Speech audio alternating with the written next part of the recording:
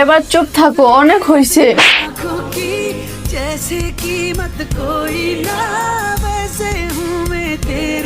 এক থাপ্পড় খাই ঠিক হয়ে গেছে, মানুষ হইবা না যাইবা কই।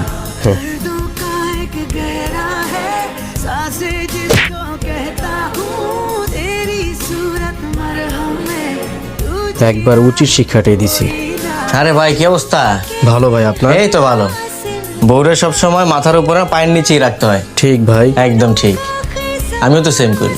আচ্ছা ভাই, পরে কথা আচ্ছা বলি। ঠিক আছে ভাই, ঠিক আছে, আবার কথা হইব। ঠিক আছে ভাই। তো ফাইনালি কিন্তু আজকে স্যালারিটা এসেই পড়লো। তো চলো বাইরে খেতে যাবে না?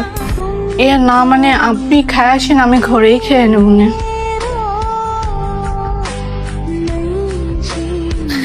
এই চলো না আমরা আজকে বাইরে খাইতে যাই। কেন, ঘরে কি খাবার রান্না করে নাই?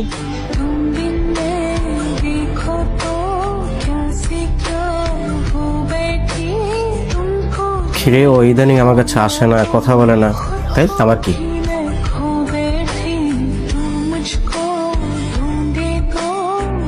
কিরে ও কই গেল? মনে হয় ওয়াশরুমে গেছে। থাক, আসবোই নে, আমি ঘুমায় থাকি। দূর, এখনো পর্যন্ত আসে নাই? কয়টা বাজে? এখনো পর্যন্ত আসে নাই?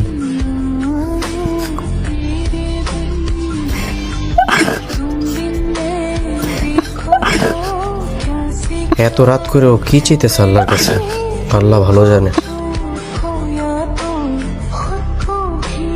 কই যেতেছো? চা খাবেন না? আপনার জন্য আমি চা নিয়ে আসি। যাওয়া লাগবে না, বসো এখানে, একটু কথা বলবো তোমার সাথে। আচ্ছা, তুমি কি আমার প্রতি অভিমান করে আছো? অভিমান?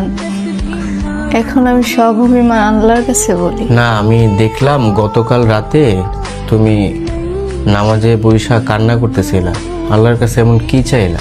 একটা সময় ছিল আমার, আমি আল্লাহর কাছে চাইতাম খুব সুন্দর একটা পরিবার হোক আমার। এখন আমি আল্লাহর কাছে বলি সব কিছু ছেড়ে যেন আমি একা থাকতে পারি। নিজের বউকে এতটা কষ্ট দিও না যাতে তার মোনাজাতে তোমার জন্য বদদোয়া থাকে।